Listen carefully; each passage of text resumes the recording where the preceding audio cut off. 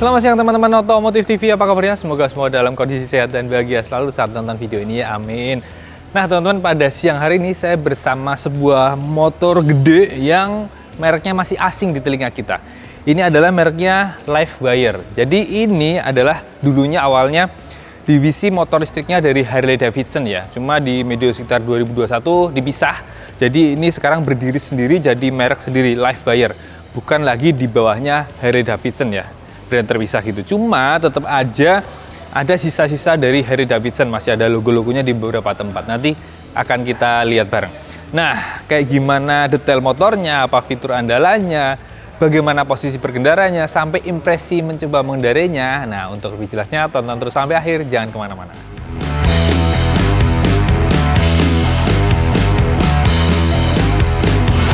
Oke teman-teman, sebelum kita lihat detailnya, kita pandangin dulu secara keseluruhan ya. Jadi tampilannya masih ada roh-rohnya Harley Davidson ya, sebuah motor cruiser gitu. Cuma bedanya adalah ini tangkinya tangki ya. Ini kesannya ramping, panjang. Terus kalau kita lihat di sisi ini nih, ini unik ya karena ini ada sasis yang melintang gitu. Kemudian ini ada kayak garis-garis yang sebenarnya ini baterai. Lalu di bawah ini ada yang kayak silinder gitu. Ini ternyata motor listriknya. Ya, jadi bener-bener tampilannya unik ya, nggak biasa. Beda banget dengan Harley Davidson itu saja, dan dibanding motor listrik lainnya pun ini juga beda. Nah, kalau di pasar ini ketemunya rivalnya adalah Energica ya, Energica yang Ribelle gitu. Kemudian yang lainnya ada Zero, pastinya sesama dari Amerika.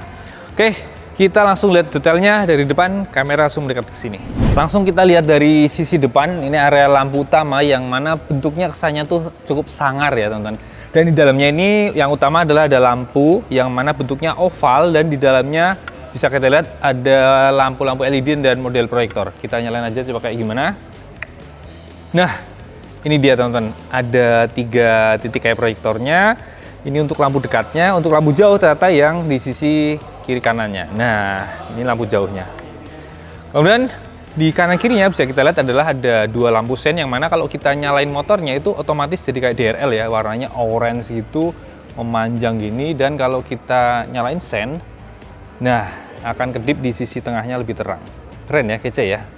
Lalu kalau geser turun ke bawahnya, lalu di sini juga kita temukan adalah suspensi depannya yang mana ini pakainya ternyata Showa SFF BP teman-teman ya, Spirit Function Front Fork Big Piston. Kanan kiri isinya beda. Makanya di kanan ini untuk setelan preload, yang kiri untuk ribbon dan kompresor. Nanti bisa kita lihat pas kita lihat bareng area stang. Lalu turun ke bawahnya bisa kita temukan itu saja roda depan yang mana ukurannya besar teman-teman, 120/70 ring 17 ya, khasnya Moge. Nah, di sini ada sisa-sisanya Harley Davidson teman-teman. Nih, bannya masih Harley Davidson ya, dan ini vendornya ternyata dari Michelin ya. Michelin gitu bacanya yang bener ya. Dan peleknya keren banget teman-teman ya. Dia itu palang 1 2 3 4 5 tapi bercabang lagi gitu ya. Tuh, bercabang, dan di sininya ada kayak penguatnya gitu. Jadi kesannya tuh keker tapi juga tetap sporty. Lalu untuk remnya tentu saja pakai double cakram, pakai Brembo, dan dikawal kaliper radial dari Brembo juga, 4 piston masing-masing, dan tentu saja ada ABS gitu. Oke, kita lanjut naik ke atas, kita lihat area stang sekarang. Nah, ini stangnya begini teman-teman, stang model pipa, dan ini tanpa racer ya, langsung terpasang terkunci di bagian segitiga atas. Dan ini yang tadi saya bilang ada setelan preload dan ribbon compression. Nah, ternyata tadi saya kebalik salah ya. Jadi ternyata untuk compression ribbon ada di sisi kanan. Nih, bisa diputar-putar ya di hard atau soft. Sementara untuk yang kiri, nah ini setelan preloadnya di kiri. Nah, ini juga bisa di setel ada high atau low. Putar ke kanan atau ke kiri. Lalu kita bisa lihat lagi lanjut adalah pertama kita lihat ini panel saklarnya ya, yang mana tombolnya banyak banget teman-teman. Nah, sisi kanan dulu kita bisa lihat di sini ada beberapa tombol.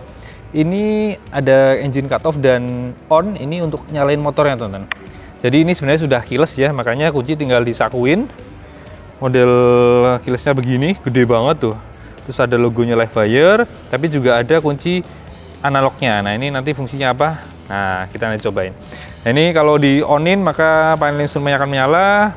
Lalu di sampingnya ini ada buat kayak starter, jadi kalau mau jalanin motor ini ditekan, nanti akan bisa jalan. Lalu ini untuk hazard, lalu ini ada buat sen ya, khasnya Harley Davidson, sen kanan kirinya terpisah.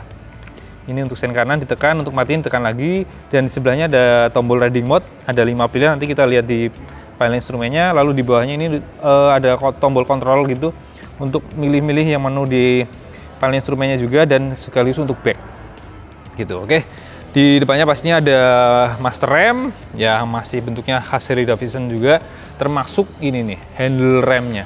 Coba di sini yang agak aneh adalah nih ya, hand gripnya tuh pendek banget dan polos banget teman-teman, nggak ada guratannya sama sekali ya, dan nggak ada bandul stang. Ya wajar sih kalau nggak ada bandul stang karena motor listrik itu nggak ada getaran, jadi nggak perlu. Cuma ya kenapa polos dan pendek banget gitu loh, tuh habis ya di tangan. Makanya ini kayak ujung handle remnya kayak sisa jauh gitu, kayak overlap gitu ya. Terus spionnya bentuknya ya kayak Harley Davidson lah, bentuknya cukup nyeni sesuai bentuk bodinya. Kemudian geser panel saklar kiri dulu. Oh ya, ini untuk ada tambahan, bukan handphone ya, ini tambahan ya. Nah kalau kita lihat di panel saklarnya, kita bisa temukan banyak tombol nih. Ini ada traction control teman-teman untuk aktifin dan matiin, lalu klakson, coba kita tes klaksonnya. Cukup kenceng. Lalu ini untuk tombol jauh dekat, ini jauh, ini dekat, dan ini pass beam. Kemudian ini untuk sen kiri, dan yang ini tombol untuk kalau kita sudah mengoneksikan aplikasi di smartphone. Kemudian di bawahnya ini ada juga untuk ngontrol kalau mengontrol lagu, ini untuk pause dan play, kiri kanan, volume tambahin kurangin, dan sebelahnya ini ada cruise control teman-teman gitu. Lalu di depannya lagi ini ada tombol juga, ini untuk yang mutar terus lah ya, untuk di menunya mau untuk milih yang kayak odometer, trip meter, dan sebagainya. Oke, kita langsung lihat ke panel instrumennya. Ini ada full digital TFT, dan info-info yang disajikan salah satunya adalah itu saja nih riding mode yang ditawarkan. Jadi riding mode-nya tuh sebenarnya ada 5 ya. Ada sport, ada road, ada rain, ada yang range. Jadi ada rain, ada range teman-teman, dan ada yang custom. Nah, kalau yang custom itu bisa terserah pengendara lah mau kayak gimana. Nah, sport itu yang paling galak, terus regeneratif brake-nya paling galak juga, respon gasnya juga paling galak. Kemudian yang lain kalau range pastinya powernya paling kecil. Kalau yang range yang untuk biar jarak tempuhnya paling jauh itu powernya paling low tapi regenerative brake-nya paling gede gitu. Oke, lainnya ada macam-macam ya. Ini di atas ini ada odometer tuh baru 795 kilo. Ada trip A, trip B. Lalu ada jam. Ini juga ada trip A, trip B, odometer. Nah, di sini di bawah nih yang paling penting di motor listrik ya. Ini ada sisa baterainya ternyata tinggal 46% dengan range-nya bisa 111 km lagi gitu. Nah, kalau di Takatik sebenarnya yang ditampilin juga banyak juga ya teman-teman, dilihat ya. Ini bisa munculin regenerative brake, lalu ini range-nya dengan riding mode yang dipilih. Nah, ini sisa baterainya termasuk ya 56 watt jam per kilometer ternyata konsumsinya. Suhu baterainya juga ada. Dan ini tentang baterainya sendiri ya, sampai ke motor listriknya tuh gitu. Oke, kita lanjut lihat ke belakangnya. Ini ada tangki ya, dalam kutip ya, tanda kutip. Jadi ini sebenarnya ternyata buat kalau ngecas teman-teman. Jadi ini dibaliknya ini, kalau di motor mesin bakar kan buat ngisi bensin, kalau di sini buat ngisi listrik. Nah, ini ada colokannya. Jadi ada 2 macam. Ini yang biasa standar, ini untuk fast charging. Jadi kalau ngecas pakai yang standar selama 11 jam teman-teman fullnya. Tapi kalau fast charging, DC fast charging yaitu cuma 1 jam. Tapi ini tentu saja perlu daya yang gede banget, dan ini minimum daya yang dibutuhkan juga gede banget teman-teman. Karena baterai yang diusung juga gede banget teman-teman. Ini kapasitasnya 15,4 kilowatt jam. Jadi memang gede banget. Dan jarak tempuhnya diklaim bisa mencapai 235 km dengan kondisi lalu lintas yang perkotaan gitu ya. Sementara kalau yang untuk keluar kota itu bisa di bawahnya itu saja. Nah, ini dia baterainya teman-teman, gede banget ya, dan ini ada sirip-sirip pendinginnya. Sementara ini sasisnya aluminium. Dan kalau kita lihat ke bawahnya, ini dia motor listriknya teman-teman. Ini tenaga maksimalnya sekitar 100 horsepower dengan torsi sekitar 115 Nm. Dan ini adalah salah satu yang masih ada lambang Harley Davidson teman-teman. Jadi di sisi depan sini bisa kita lihat. Jadi ini powertrainnya namanya Revelation. Ini buatannya Harley Davidson nih, logonya masih ada di sini ya, karena emang yang bikin Harley Davidson. Dan ini motor listriknya karena gede banget sampai ada dikasih pendinginan tambahannya, ada radiator teman-teman nih. Cuma emang nggak ada extra fan-nya ya. Jadi radiator aja nih, selangnya di sisi kanan kirinya naik turun gitu. Nah, untuk pendinginannya ada satu lagi teman-teman, yaitu ini nih, corong udara. Jadi ini akan menangkap udara masuk ke dalam sini dan untuk bantu dinginin baterainya gitu. Jadi kalau yang radiator untuk motor listriknya, ini untuk baterai. Dan karena ini motor listrik, tentu saja single speed teman-teman. Jadi cuma tinggal main gas rem aja. Nah, ini motor listriknya bentuknya memanjang dari depan ke belakang dan keluaran tenaganya tuh di sini teman-teman. Jadi tersalur di sini, ini di balik sini. Lalu tersalur ke roda belakang pakai belt. Nah, ini beltnya agak melengkung ke atas sedikit. Yang dari sini ke sini. Nah, ini di sana ada kayak gear tambahan gitu untuk menyalurkan ke roda belakang. Nah, ini sebenarnya kayak gearnya nih, gede banget. Dan ini rapi ya, dikasih pelindung gini. Jadi kemungkinan ada yang tersangkut di beltnya jadi minim, lebih aman. Gitu. Nah, sekarang kita lihat area roda belakangnya. Ini belakang pakai bannya ukurannya 180/55. Itu saja ring 17. Dan yang unik adalah nggak seperti motor lain ya, ini beltnya ada di kanan, maka rem belakangnya di sebelah kiri gitu. Nah, kalau remnya dikawal kaliper Brembo 2 piston teman-teman, yang model kanan kiri dan tersembunyi di sisi sini nih. Tuh, kalau dilihat di sisi belakang juga lengan ayunya keren ya, walaupun kesannya nggak terlalu keker, nggak terlalu gede, cuma bentuknya sih asik ya. Dan di bagian belakang ada kayak buat hager ya. Ini buat menepis kotoran, sudah rapat banget ya, menutup roda dari sisi sini sampai ke depan nih. Kemudian di sini ada lampu rem dan lampu senya di sini. Coba kita lihat kayak gimana nyalanya. Tuh. Nah, terang banget teman-teman. Dan yang ini cakep juga ya. Coba kalau direm kayak gimana? Oh, kalau direm titik-titik nyalanya gitu. Oke, lanjut. Untuk suspensinya, ini di sebelah sini teman-teman. Ya, dan ini model langsung terpasang tanpa link, dan ini pakainya Showa BFRC ya, atau Balance Free Rear Cushion, seperti yang dipakai di Cetic 25RR gitu ya. Nah, ini ada setelannya, compression, tension, dan preloadnya di sini. Gitu. Lanjut lagi teman-teman, lihat sebelah kiri, kita geser ke kiri dulu. Untuk pijakan kaki, ini pijakan kaki di belakang, ini standar lah ya, ada karetnya, tapi itu belum banget tuh lihat. Padahal ini motor nggak ada getaran ya, tapi kasih tebel banget biar empuk mungkin. Dan ini pinjakan kakinya terpasang juga di sebelah sini, ini di sasis utamanya, ini di as lengan ayun, pijakan kakinya di sini. Dan karena ini single speed ya, nggak ada pindah-pindah gigi, maka kaki kiri nganggur nih, nggak ada tuas giginya gitu. Terus kalau di sisi depannya ada standar samping terpasang di sasis, dan di sampingnya ini ada nomor mesin di sini teman-teman. Jadi nomor mesinnya terpasang di motor listriknya tentu saja di sini gitu. Oke, teman-teman, kita belum lihat adalah joknya. Dan ini joknya unik teman-teman.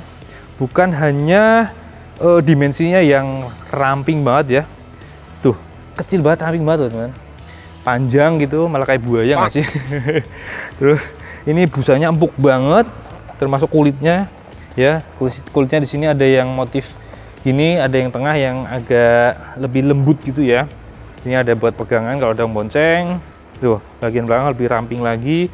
Dan ini ada subframe-nya yang dicat mulus ya, beda dengan yang sini kayak powder coating.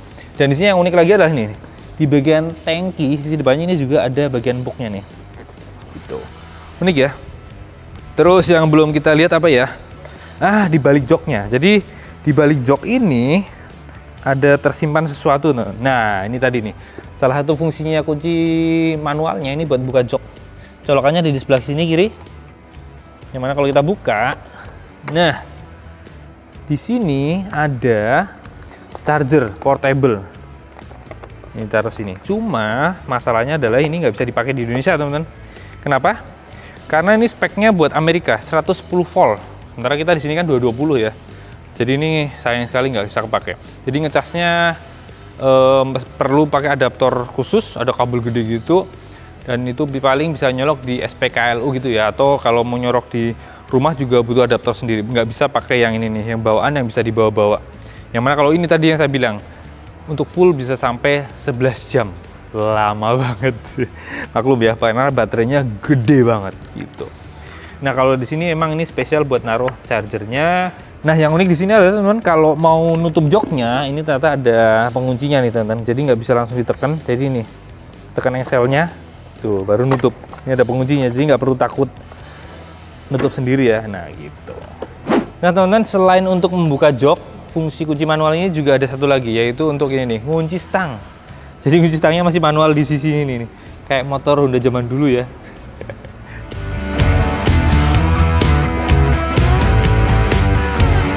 Lanjut, gimana posisi berkendaranya? Oke, tinggi joknya 762 mili ya, sekitar situ. Buat saya yang tingginya 173 cm, bobot 65 kg, pastinya masih nampak banget teman-teman. Ya karena nggak terlalu tinggi dan tadi joknya tuh ramping banget tuh. Kakinya tuh nggak ada ngangkang-ngangkangnya sama sekali ya, santai banget. Walaupun ini di sini agak mentok di sasis sini di ujung ya. Tuh, cuma bener-bener ramping banget rasanya. Stangnya rasanya jauh dan rendah. Nih, lihat tangan lurus banget ya. Posisinya kayak naik ini Harley Davidson Sportster gitu, mirip-mirip begitu. Jadi sebuah motor cruiser tapi yang agak nunduk ya, cenderung sporty. Apalagi pijakan kakinya juga agak belakang ya, walaupun nggak terlalu nangkring.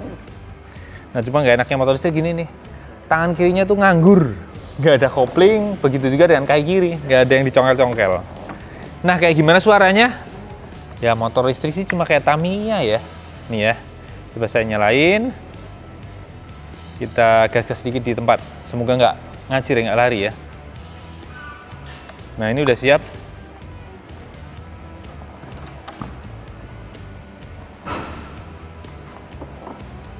Nggak ada suaranya. Oh, dengar. Udah cuma wing bener-bener kayak Tamiya. Jadi untuk motor yang tampangnya sesangar ini ya, ala-ala Harley Davidson tapi nggak ada suaranya, agak asik ya. Padahal kalian kalau Harley itu suaranya yang diagungkan, duk-duk-duk-duk-duknya, terus vibrasinya ya. Kayak ini suara nggak ada, getaran nggak ada, bener-bener Harley yang priayi lah ya. Oke, habis ini mau nyobain jalan kayak gimana? Apakah ngejambak banget? Ya, karena klaimnya kan tadi torsi dan tenaganya gede, harusnya sih mantep. Tergantung riding mode-nya juga sih gitu. Ayo, tonton terus.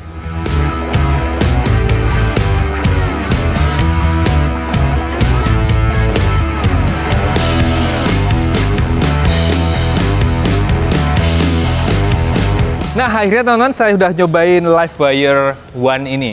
Oke, yang langsung dirasakan pertama adalah memang posisi duduknya ini walaupun sebuah cruiser tapi sporty banget ya. Ini tangan lurus banget, kesannya kayak nunduk banget ke depan.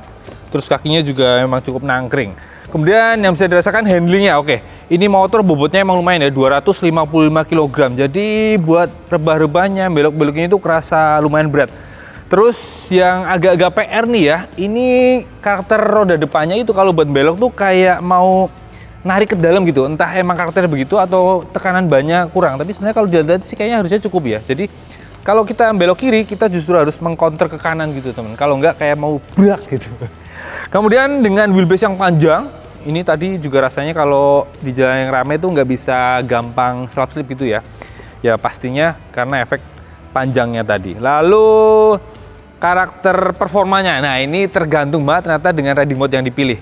Kalau pakai yang road ya, ini yang lumayan powernya tuh gokil, enak banget, enteng banget nariknya dan regeneratif brake-nya tuh nggak terlalu kuat teman-teman. Jadi tarikannya cepet, ketika gas itu juga ada ngeloyornya. Terus yang spot sayangnya dikunci nih sama Om Joel Deksa Mastana ya, yang bawa motor ini ke otomotif. Jadi sayang sekali nggak bisa nyoba yang spot. Yang spot itu sebenarnya yang paling gokil ya, yang paling powerful, yang paling gede regeneratif brake-nya dan throttle responnya yang paling gila.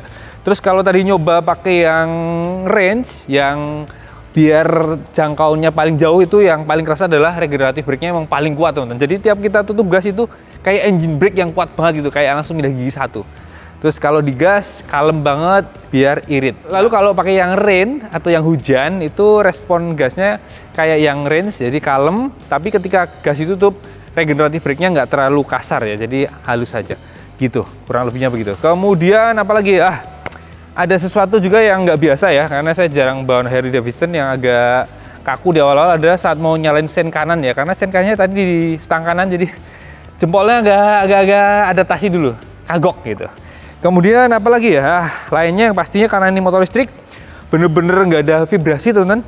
Terus suaranya cuma kayak Tamiya nging, walaupun seiring kenaikan kecepatan itu suaranya makin besar sih. Cuma ya sensasi Harley Davidson emang nggak ada, ini bener-bener hal yang beda banget. dibanding Harley Davidson pada umumnya yang sebenarnya. Terus lagi nggak ada getaran juga, mini banget ya, jadi nggak ada vibrasi. Terus suspensi yang depan sih setelannya cukup empuk ya. Sementara kalau yang belakang ya sedengan lah, walaupun masih agak jeduk-jeduk, tapi lihat ya cukup main gitu. Ya itu sih yang bisa saya rasakan pertama kali ya, tadi nyoba cuma beberapa kilo di sekitar Palmerah ini. Itu impresi pertamanya. Ya kalau ngomongin harga, ini info dari Om Joel sekitar 950 juta, jadi hampir 1 M ternyata. Gokil ya. Padahal kalau di Amerika sana itu hampir 22.000 dolar. Memang cukup mahal, cukup wah ya. Ini ya khusus buat orang-orang susah ya. Orang susah habis duitnya gitu. Ya lah, hampir 1 M dapat motor yang nggak ada suaranya, nggak ada vibrasinya, nggak ada panasnya. Ya ginilah buat yang tampil beda ya. Oke, itu aja deh teman-teman video kali ini. Kita nyobain bareng Live Buyer One. Jadi ini adalah tadinya divisi motor listriknya dari Harley Davidson, tapi sekarang berdiri sendiri sebagai perusahaan sendiri, makanya udah nggak ada Harley Davidson-nya walaupun masih ada logonya.